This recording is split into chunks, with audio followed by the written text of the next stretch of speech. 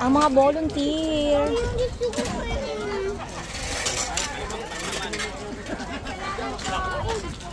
Tara, hintay isda. Kaya nga. So, hindi tayo makapunta doon kasi masyadong mataas yung tubig ko. Look.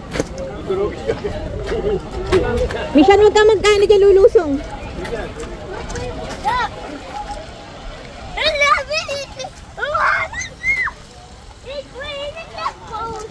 Oo, hanap tayo ng isda.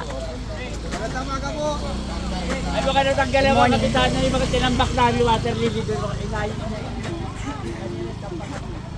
O, si Kuya, tuloy lang ang buhay. O, hala, tuloy lang ang pangingisda. Siyempre, kailangan magpatuloy ang buhay. Kailangan manghuli ng isda para may pagkain. Lalo na nga during this time. Wala na, no? Wala na isda po sa tara na. Let's go na. Wala na eh. Kasi may taga yung isda nila eh. Sayang. Lagay sana yung sa aquarium. Mamamatay na yung buso kasi may sugat. Ako, namamatay nito. Ang gumang mo. Eh, wala na. Sorry. Buhay pa. Hindi na yan. Pwede. Buhay pa. Patay na, anak. Dalawang dump truck at saka isang loader. Tara na. Ito mag-main loader na isa. So, nag-cleaning po ang ating mga Gulong. kababayan dito sa Paete. Ang daming kangkong. Hayan, ang daming kangkong. Walang kangkong mabili. Ayan ang kangkong. Manguha kayo dito libre.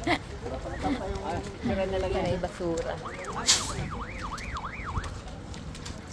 Go, go, go.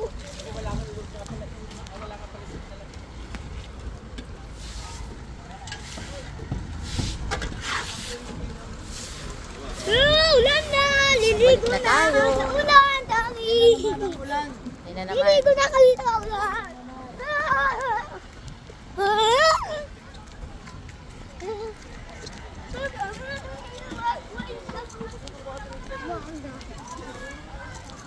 So, ito po ang kaganapan dito sa highway ng Paete, Laguna. So, Lower Laguna to. Sa Upper Laguna, siguro hindi naman nakakaranas ng ganitong klaseng pagbaha. Kasi malayo naman sila sa lake, unlike here. Kayo na mismo yung lake, o yan o, yung paalon. Parang nasa dagat ka na talaga, literal na nasa tabi ka na ng dagat.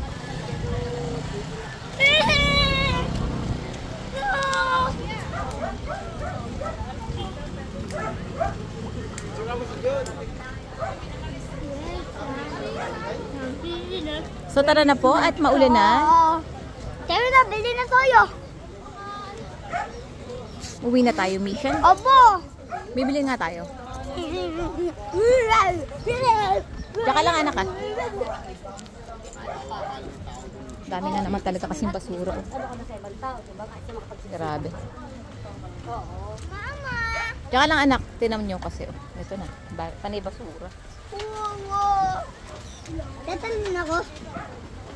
Try ko lang. Yan o, parang nasa tabi ka na ng dagat. Eh. Yung bola! Gong stick!